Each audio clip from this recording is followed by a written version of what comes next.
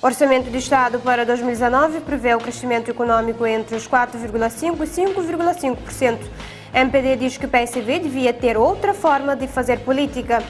Licenciados em Ciências da Educação manifestam o seu desagrado por não poderem candidatar-se ao concurso de professores. Rússia acusa Estados Unidos de tornar o mundo mais perigoso. Sobe para 152 o número de mortos por epidemia de ébola na República Democrática do Congo. Sudão e ONU assinam um acordo de apoio aos refugiados sul-sudaneses.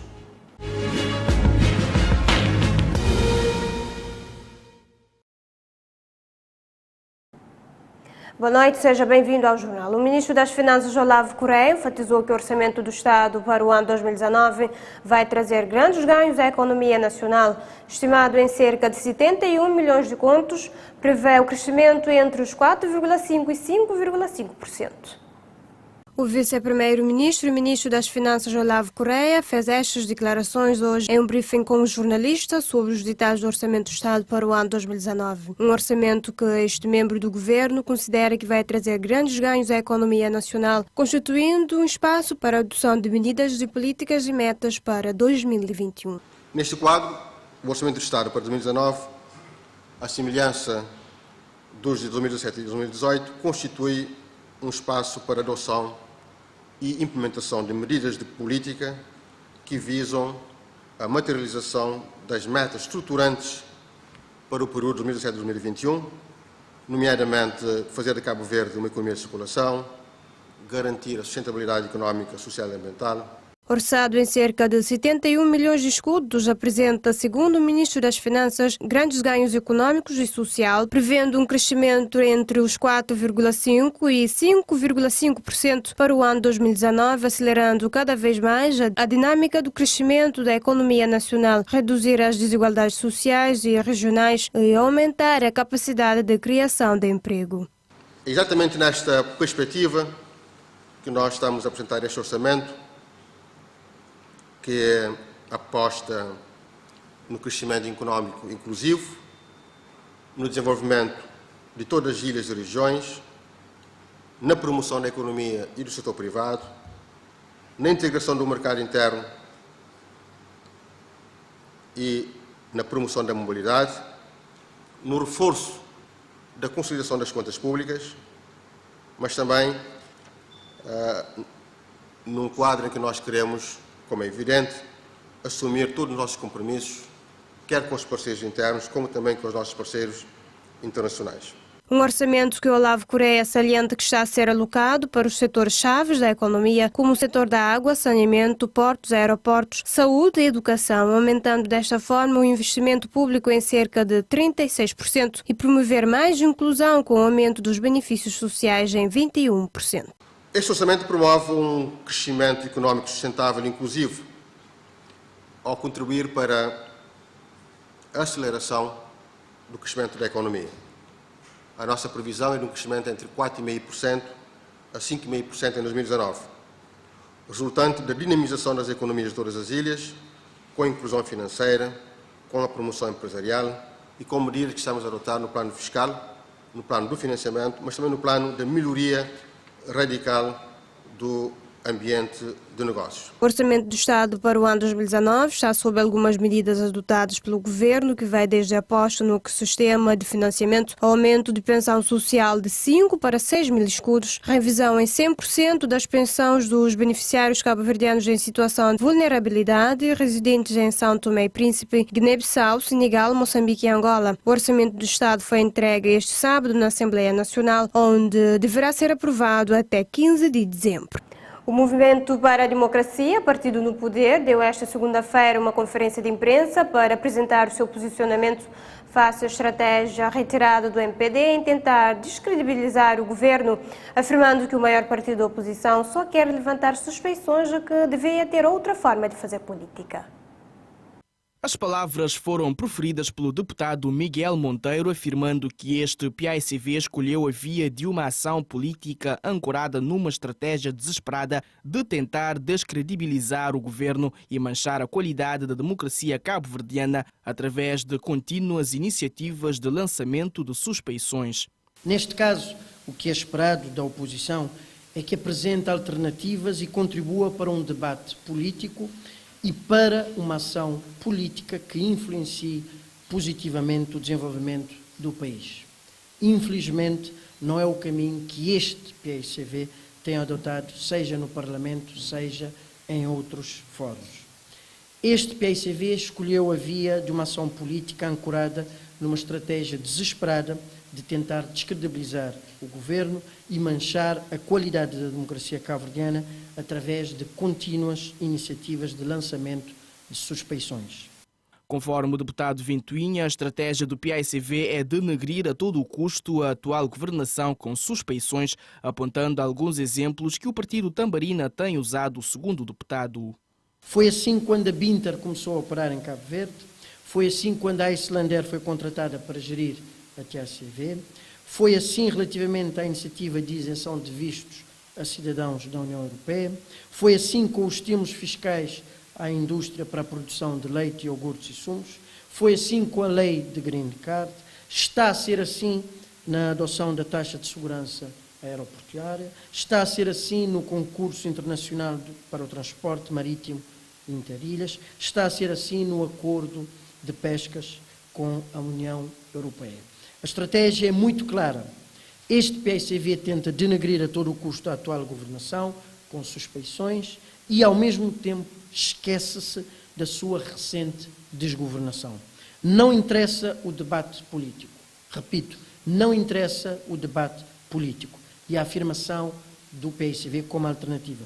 O papel da oposição, segundo Monteiro, é mostrar e apresentar propostas. Entretanto, o mesmo apontou que não há um único projeto que o PAICV tenha tido nos últimos meses, destacando que a oposição deve ter outra forma de fazer política.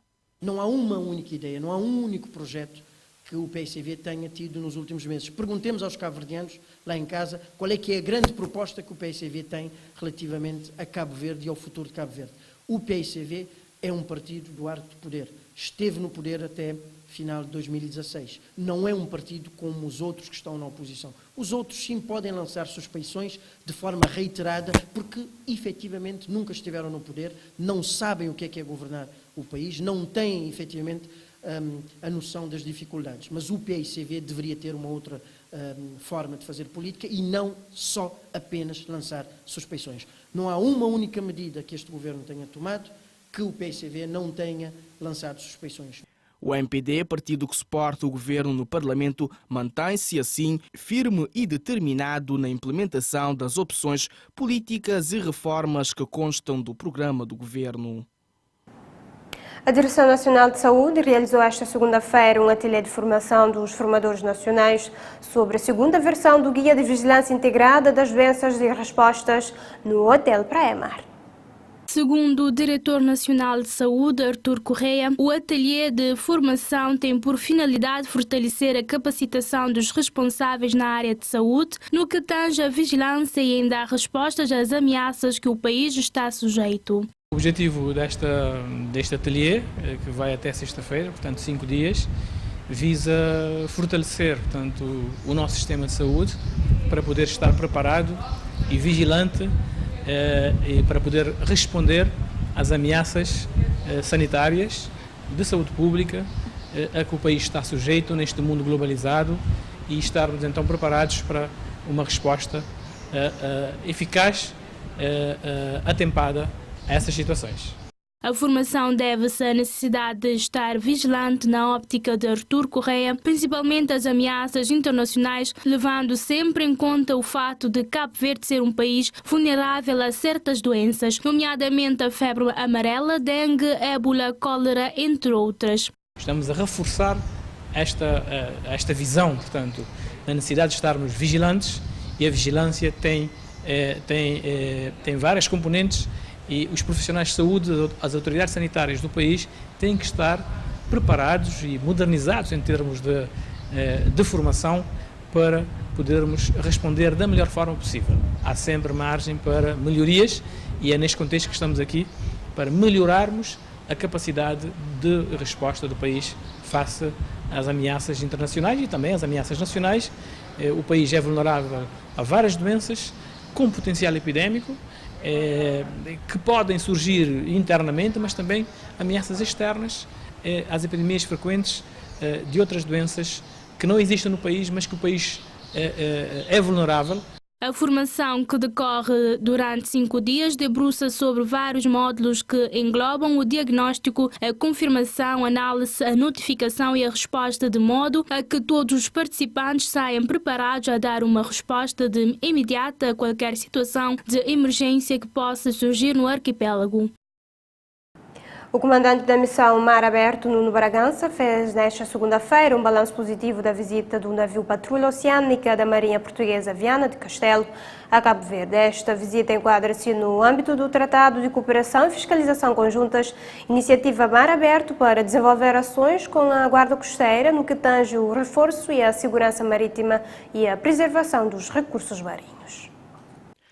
A missão tem como objetivo desenvolver sinergias mútuas e incrementar a segurança marítima à escala regional e global, com impacto direto na livre circulação de pessoas e bens e para um melhor uso do mar dos respectivos estados costeiros. O comandante da missão, Nuno Bragança, fez nesta segunda-feira um balanço positivo da visita do navio Viana de Castelo a Cabo Verde, uma vez que cumpriram o que está destinado e os propósitos que trouxeram a Cabo Verde. Muito positivos. Cumprimos aquilo que nos estava destinado e os propósitos que nos trouxeram aqui. Fizemos uma intensa atividade com as Forças Armadas de Cabo Verde, designadamente a Guarda Costeira de Cabo Verde, com atividades de instrução, treino conjunto, troca de experiências e depois, também, muito importante, a ação que fizemos com outras agências fora das Forças Armadas, como seja a Polícia Judiciária, a Inspeção de Pescas, a própria Polícia Marítima, com ações reais de apoio, conforme previsto no tratado que Portugal tem com a República de Cabo Verde, nas ações de fiscalização de pesca, endereçada quer a navios estrangeiros que estão a pescar nas águas de soberania e jurisdição de Cabo Verde, quer também, claramente, à pesca cabo-verdiana. Por sua vez, a comandante de navio, Vânia Carvalho, fez as mesmas considerações, avaliando esta missão como positiva e de partilha de experiências. A mesma sublinha que sobre o seu comando estiveram 44 elementos. Foi uma ótima experiência. Esta missão é efetivamente uma missão muito interessante, em que desempenhamos diversas atividades, diversas tarefas, em conjunto com Cabo Verde e, portanto, foi muito positivo toda esta cooperação realizada com o país irmão. Sob o meu comando estão 44 elementos, porque o chefe da missão é aqui o Sr. Comandante Bragança, como CTU, portanto, que fazem 54 elementos, mas que estão sobre o comando do Sr. Comandante. O comandante da missão Mar Aberto, Nuno Bragança, salienta que no mar os perigos são evidentes para todos. No entanto, andar no mar requer atenção e cuidados. Para isso, pretendem, numa fase pedagógica, alertar para esta questão e reduzir aquilo que são salvamento no mar e os meios e recursos para perseguir o mesmo. Neste momento, os perigos, e quando eu referi à salvaguarda, tem a ver até com alterações meteorológicas e oceanográficas, ou seja, alterações do estado do mar, dizendo de uma forma muito clara. E, andando no mar, os perigos são evidentes para todos nós temos esse conhecimento e, de facto, andar no mar requer atenção, cuidado, sentido de responsabilidade e é nesse sentido e é nessa medida que nós pretendemos, numa fase também pedagógica, alertar para estas questões, reduzindo aquilo que são os salvamentos no mar. O Viana do Castelo é comandado pela capitão-tenente Vânia Carvalho e tem embarcado 54 militares, incluindo o comandante da missão Mar Aberto e da unidade de tarefa, o capitão de mar e guerra Nuno Bragança, uma equipa de fuzileiros, uma equipa de mergulhadores e uma equipa médica. Alguns estudantes do curso de Ciências da Educação, agora licenciados, manifestaram esta segunda-feira, na UniCV, o seu desagrado devido ao posicionamento do Ministério da Educação em descartar a candidatura ao concurso de professores dos estudantes do referido curso, afirmando que, segundo o Ministério, esses não têm perfil adequado para lecionar. O objetivo desta manifestação é pedir esclarecimentos por parte do Ministério da Educação pelo motivo de ter descartado que os licenciados do curso de Ciências da Educação candidatassem ao curso de professores. Segundo Dilma Maocha, foram-lhes ditos que não têm um perfil adequado para lecionarem. De acordo com o regulamento, é exigido que todos os candidatos apresentem pedagogia em seus perfis, o que, segundo a estudante, todos tiveram formação em pedagogia. Nosso grande motivo que nós estamos ali é porque no candidato no concurso de professores, nós é licenciado nas Ciências da Educação, o Ministério da Educação acaba por excluir nós, então nós estamos ali para pedir ao Ministério da Educação para dar uma explicação do porquê da exclusão do nosso curso e, claro, apresentar a solução, porque nunca teve que ficar ali de braço cruzado, já não tem todos os documentos mais nós, não foi preparado para isso, para lecionar. Também dizer nós que nunca tem perfil de professores. Como é possível abrir boca e dizer que nós é licenciado na Ciência de Educação nunca tem perfil de professores? Se nunca vai numa sala de aula, vai assistir aula nossa, como é possível bem dizer que nunca tem perfil de professores? Lá no regulamento do concurso estava a dizer, naquele perfil de candidato, que tem que ter pedagogia. E nós tudo que está ali não tem pedagogia. Como é possível então exclusão? Um outro ponto que descontenta esses estudantes é o fato de que no referido concurso alguns candidatos não apresentam nos seus perfis a formação em pedagogia. Já esta outra estudante, também licenciada, disse que foi entregue um dossiê a pedir explicação sobre este assunto. No entanto, o mesmo ainda não foi respondido. Nos escolhe justamente no CV, para a maioria de nós, é ali que faz a formação. Nós fazemos 4 anos de formação ali em Ciência de Educação. E irmãos, não tem algumas reclamações que não fazem e recebo de algum e carta que não entrega. Por exemplo, cima quando que foi lançar o concurso, não apresenta a nossa candidatura. Quando nunca foi demitido, não vai fazer reclamação. Então, esse que leva em consideração a nossa reclamação, para eles dão 3 dias para reclamar. 4ª, 5ª e 6ª. Então, não faz reclamação que é respondido. Já não faz um dossiê que não entrega na DNAP, Direção Nacional da Administração Pública, já não entrega na Assembleia Nacional, já não entrega na Gabinete de Ministro, e de Primeiro-Ministro e de Ministro da Educação. Não se aguarda a resposta, ainda nada. Os estudantes esperam agora a posição do Ministério da Educação sobre este assunto, acusando-o de terem sido discriminados. Desde sempre, Ciência de Educação foi um curso que sempre dá credibilidade e sempre não tive profissionais que trabalham e geram resultado e não tem prova disso. Agora, Ministério da Educação que está credencia e está homologa curso. Agora, mora que gosta de ter problema nos cursos que estão saída. Claro que mas nunca tem perfil para não trabalhar como docente, sabendo que a universidade já dá prova e não tem tudo pareceres que está comprovativo sobre isso. E não quer saber qual que posição que nós temos em relação a todo esse assunto à volta para mora. Já que nós, esse ano, já nós que um lema que está falando, é mais inclusão, é mais educação e automaticamente a nós está excluindo e que ele é uma discriminação completa. É de realçar que o lema do Ministério da Educação para este ano letivo é mais inclusão, mais educação e que, segundo estes estudantes, esta atitude pode levar ao desemprego dezenas de jovens com expectativas de emprego num curso credenciado pelo próprio Ministério da Educação. O governo encontra-se a negociar com o Fundo de Desenvolvimento Agrícola o prolongamento do Programa de Promoção das Atividades Socioeconómicas Rural, cujo término se prevê para março de 2019. O anúncio foi feito domingo em Santo Antão pelo coordenador nacional do PUSER, João Fonseca, no final de uma missão do FIDA a esta ilha que teve como propósito a avaliação do estado de execução do PUSER nos 3 municípios santo-antonenses, programa que financia projetos geradores de rendimentos para famílias de fracos recursos, visando a luta contra a pobreza. João Fonseca explicou que o PUSER, que deveria inicialmente arrancar em 2012, começou a ser implementado só em finais de 2014, razão pela qual o governo está a negociar com o FIDA com uma fase de extensão para o programa financiado em 25 milhões de dólares. Até esse momento, ali nos está cerca de uma média de 78% de execução global de PUSER, não? E não tem tudo estudo possibilidades de aquisição desse programa mais grande de lítio, chega a 84%. Bom, o programa ali foi financiado num montante de 25 milhões de dólares, não? Neste momento ali não está a quase 80% de investimento, sim. Da execução global de todo investimento.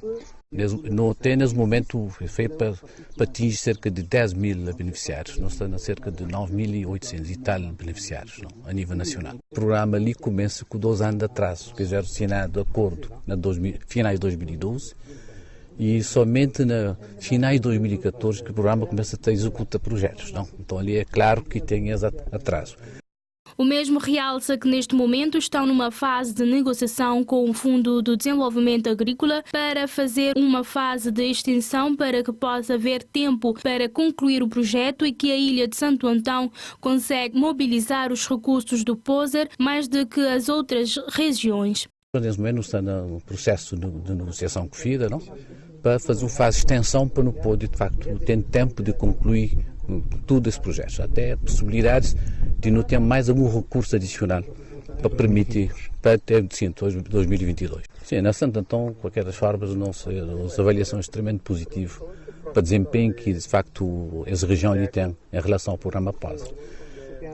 Até só para dar um exemplo, é que a região que consegue mobilizar muito mais recursos de POSER em relação a outras regiões, não? De facto, tem um trabalho feito tanto pela equipa técnica como também com o apoio do Ministério da Agricultura, e esse tem conseguido, de facto, mobilizar o recurso para investimento ali em Santo Antão. Entre 2014 e 2018, a ilha recebeu no quadro do POSER investimentos de quase 330 mil contos visando a luta contra a pobreza.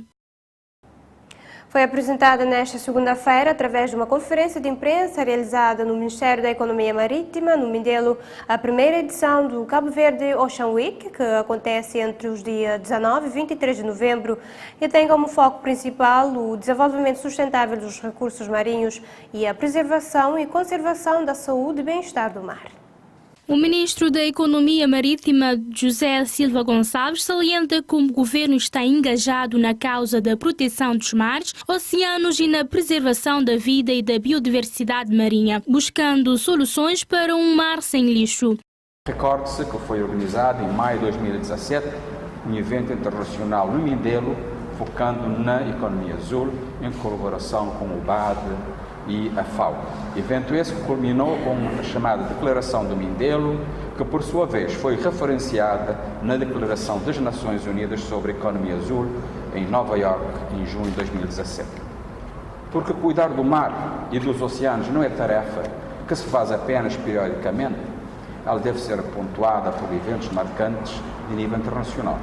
Assim, o nosso governo, estando fortemente engajado na causa da proteção dos nossos mares e oceanos, na preservação da vida e biodiversidade marinha, soluções para um mar sem lixo e estratégias de conservação marinha, pretende organizar anualmente um evento de nível internacional, denominado Cabo Verde Ocean Week. O mesmo realça que o evento é de grande envergadura para o país e de suma importância e que futuramente estará enquadrada no evento Espumar, numa semana de celebração do mar. O Governo, através do Ministério da Economia Marítima, em cooperação com outras instituições do Estado, resolveu realizar o Cabo Verde Ocean Week, que este ano celebrar-se-á de 19 a 23 de novembro, mas que futuramente enquadrará o evento Expomar, numa semana de celebração do mar. Cabo Verde Ocean Week é um evento de grande envergadura e suma importância para o país, com intervenção nessa semana de organismos e personalidades nacionais e internacionais do setor. Já foram convidados figuras de relevo internacionais em matéria de economia azul. O presidente nacional da Comissão Organizadora, Hildo Rocha, diz que serão realizadas várias atividades no longo da semana e que no final do êxito será feita uma resolução de todas as atividades ligadas ao mar. E teremos aqui em São Vicente, digamos, um mini-jogos de praia, naquela altura. Vai haver muita, portanto, a cidade do Mindelo será o palco, digamos assim, a nível internacional, porque Com a primeira edição do Cabo Verde Ocean Week, pretende-se ainda buscar parceiros e especialistas de reconhecido mérito mundial com conhecimento e atenção profundo dos mares e dos oceanos, visando apresentar estratégias e medidas para cuidar do oceano e exibir o país como palco privilegiado da economia azul. Agora é tempo para ver as principais manchetes da África.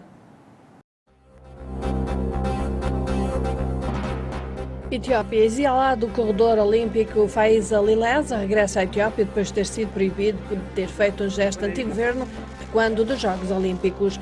Egito, programa da ONU para impedir desperdício na cadeia alimentar, permite a 2.000 agricultores receberem treino para ajudar a identificar e tratar doenças que afetem a qualidade dos cereais. A Congo Democrática, em operação noturna perto de Beni, rebeldes matam pelo menos 11 pessoas e raptam 15 outras, incluindo 10 crianças. A Tchad, 2 dos 6 rinocerontes negros africanos levados para o Parque Nacional de Zakuma em maio poderão ter morrido. A Quênia, novo serviço de táxi apenas de mulheres. A Anissa Taxi oferece táxis conduzidos apenas por mulheres, com viagens seguras e confortáveis para as mulheres quenianas.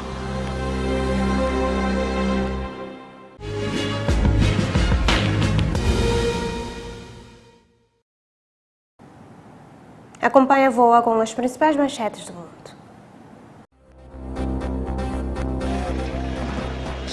No Paquistão, pelo menos 19 pessoas morreram e 35 outras ficaram feridas, muitas em estado crítico, na colisão de 2 autocarros no Punjab. Taiwan, lançada a investigação à causa do descarrilamento do comboio no domingo, matou pelo menos 18 pessoas e deixou 175 outras feridas. México, aldeões oferecem comida e água a milhares de migrantes centro-americanas que marcham em caravana até os Estados Unidos.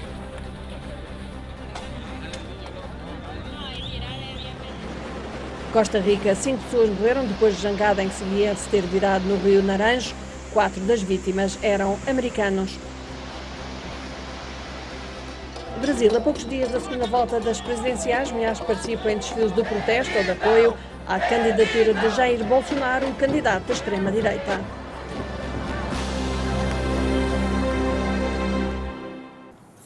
Página internacional, Kremlin diz que Moscou terá que responder à letra caso Washington comece a desenvolver novos mísseis após o anúncio de que vão abandonar o acordo nuclear.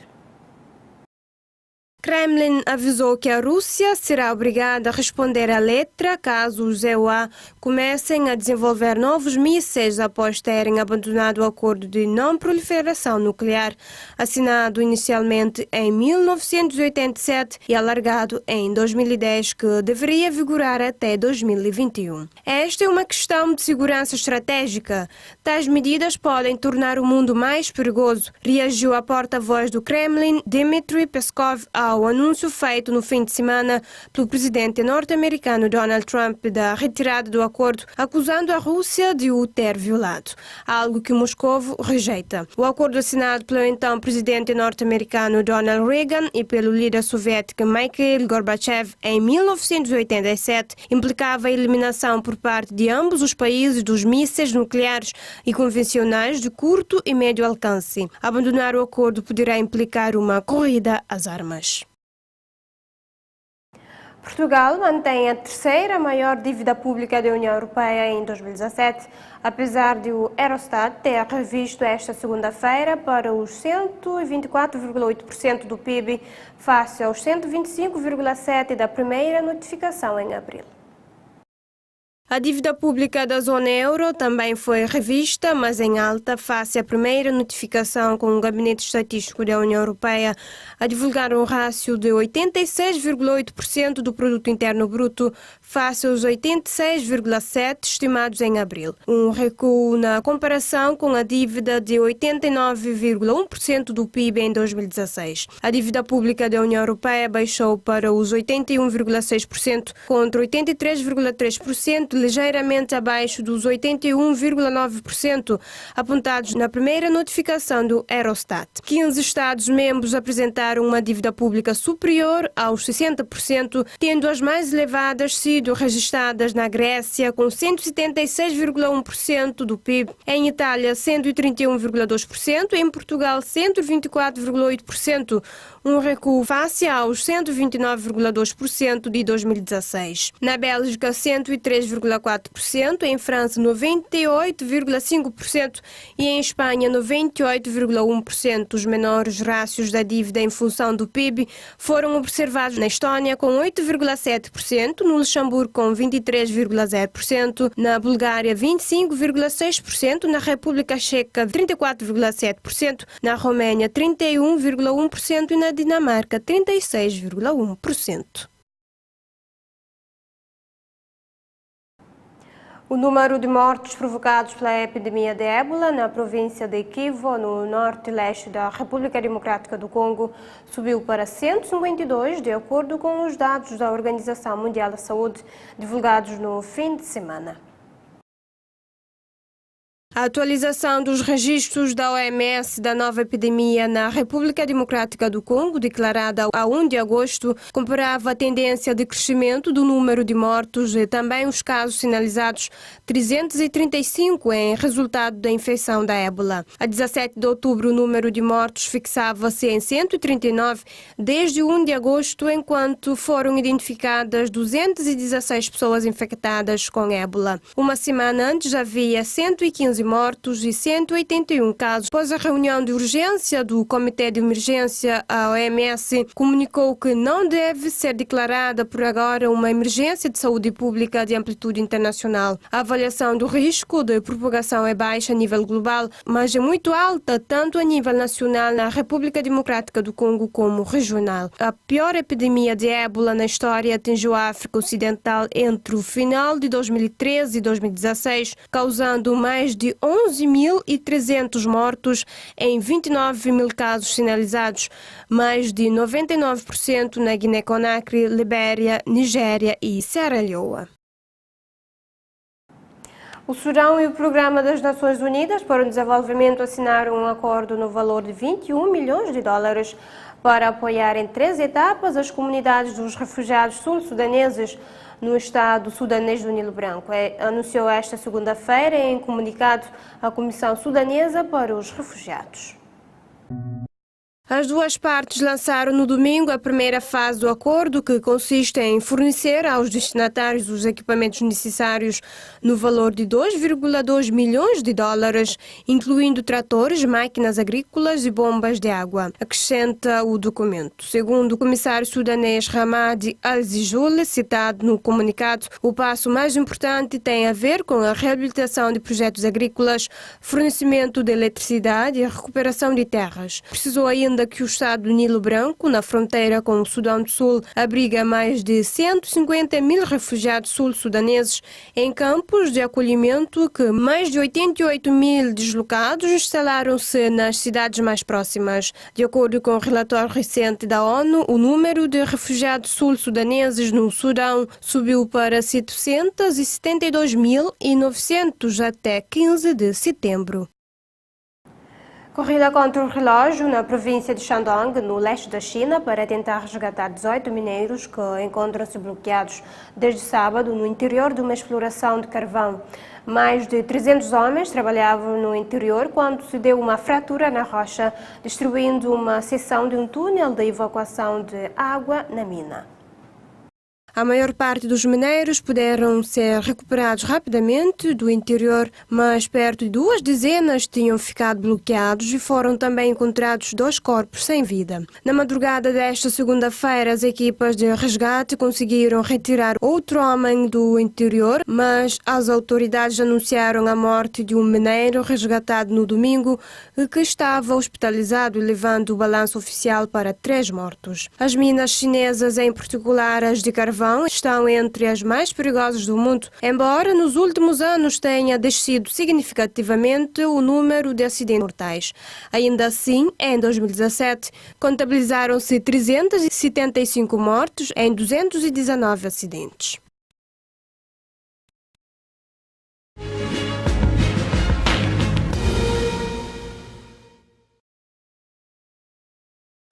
Vamos ao desporto. Sérgio Conceição chamou 22 jogadores para o encontro do Futebol Clube do Porto com o Lokomotiv na quarta-feira em Moscovo, referente à terceira jornada do Grupo D da Liga dos Campeões. Hernani, recuperado de lesão, integra a lista de convocados que contempla também o nome de Otávio, que evoluiu esta segunda-feira para o treino integrado condicionado. Pinto Costa lidera a comitiva na deslocação à capital russa. Eis os convocados para a Liga dos Campeões, os guarda-redes Casilhas, Vaná e Diogo Costa, os defesas Maxi Pereira, Militão, Alex Teles, Filipe, Diogo Leite e Jorge, os médios Herrera, Chidozi, Otávio, Danilo, Brahimi, Oliver, Hernani, Corona e Sérgio Oliveira, e os avançados Adriano Lopes, André Pereira e Marega.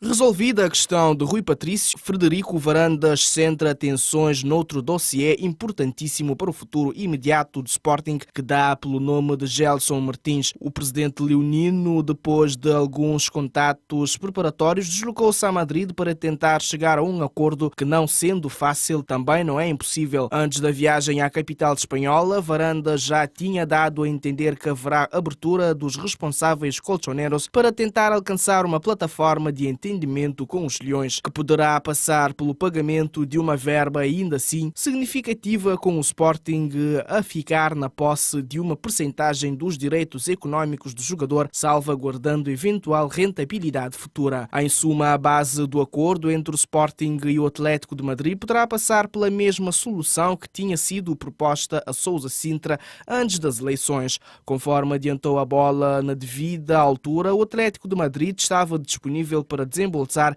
qualquer coisa como 22 milhões de euros por 70% dos direitos económicos do jogador, mais 10 milhões de euros por objetivos a alcançar, quer pelo jogador, quer pela equipa madrilena. Uma proposta que foi recusada por Sousa Sintra, muito pressionado internamente para não ceder e exigir sempre uma verba a rondar os 40 milhões de euros pelo passe do extremo.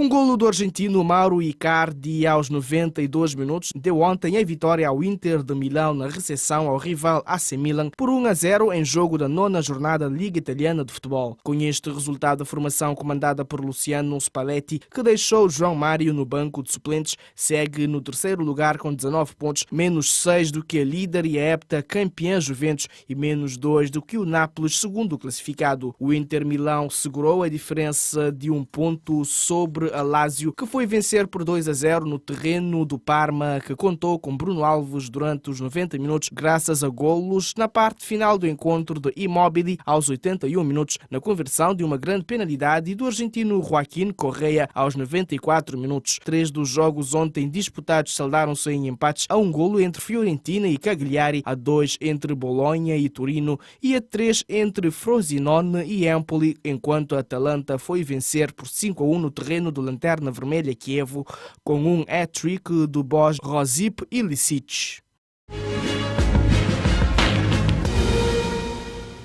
O grego Stefanos Tsitsipas, 16º do ranking mundial, venceu este domingo o seu primeiro título ATP ao conquistar o torneio de Estocolmo. O tenista de 20 anos bateu o letão Ernest Gulbis, 145 do mundo, por 6-4 e 6-4 nas duas finais em que tinha estado, ambas frente a Rafael Nadal tinha perdido.